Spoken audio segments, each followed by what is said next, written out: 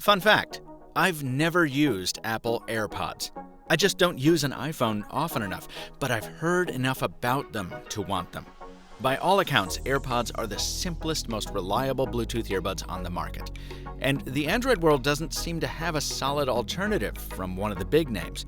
Google's Pixel Buds were panned, while the Samsung and Sony sets I've tested have really just been okay at best. So when EARIN let me try its M2 earbuds back at IFA 2018 in Berlin, I was still on the search for an AirPods analog. And you know what? I think these are it.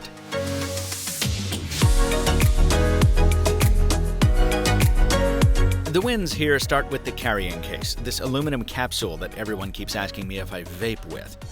But instead of sticky smoke juice, the capsule holds the twin earbuds and a 600 mAh battery, so that every time you pop them back in the case, they're charging. The buds seat magnetically in the cradles, and the sled closes with magnets too, clicking home with a sound so satisfying you'll fiddle with it all day long. It all feels very well made. The only complaint I have is that the charging port is micro USB, which was old school even last year. The buds themselves are tiny, almost too tiny. See, the entire outboard side of each bud is a capacitive glass plate that you can tap to play, pause, or call up Google Assistant or Siri, so you're basically guaranteed to accidentally tap them when donning or ditching. That means you need to carry the capsule with you at all times. Just pulling out the buds and shoving them in your pocket is a guarantee of accidental taps. They're also so small you'll end up dropping them if you don't use the capsule, which I've done at least 3 times. Fortunately, they seem durable since they haven't broken. Yet.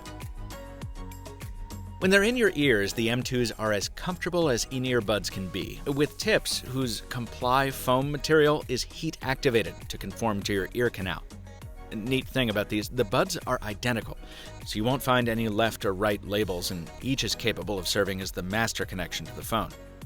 And if you need to put them down for a sec, they sit on a tabletop like adorable little alien robot friends. It's a good time. I don't get out much. Once I had them set up, I was impressed by how smart the M2s were. You pop them out of the case, and by the time you've got the second one in your ear, they're already connected to your phone. The soundstage is much more nuanced than it has any right to be given their size. There's a spaciousness that I didn't expect. And noise reduction is pretty good too. For earbuds, I mean. The only thing I can say against the sound is that these are a little flatter on more dynamic tracks. Also, occasionally one earbud didn't immediately connect to the other, so I had an imbalance for a few seconds, but that was rare. Most of the time, the things just worked. The EARIN app is also good. It lets you tune the music and how much outside sound you let in.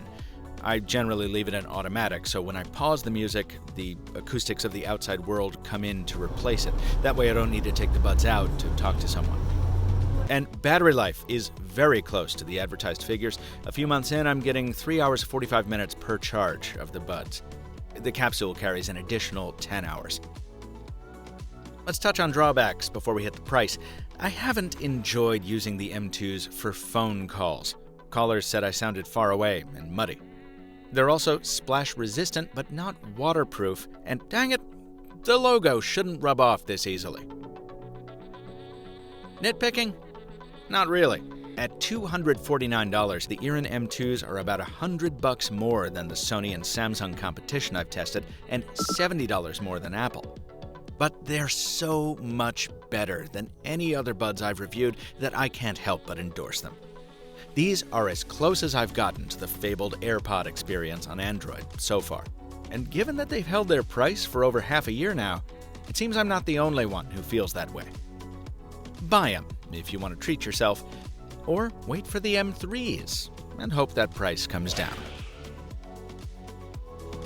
As always, folks, I'm interested in what you're putting in your ears. Hit me in the comments with your favorite headset or, for a little change of pace, your favorite music of the moment. And be sure and subscribe to the Mr. Mobile on YouTube and Instagram so you don't miss the next mobile tech review coming sooner than you might think. Finally, you might notice this review is, about 8 months after the product first launched, so if you'd like to share it, I won't stop you. Until next time, thanks for watching, and stay mobile, my friends.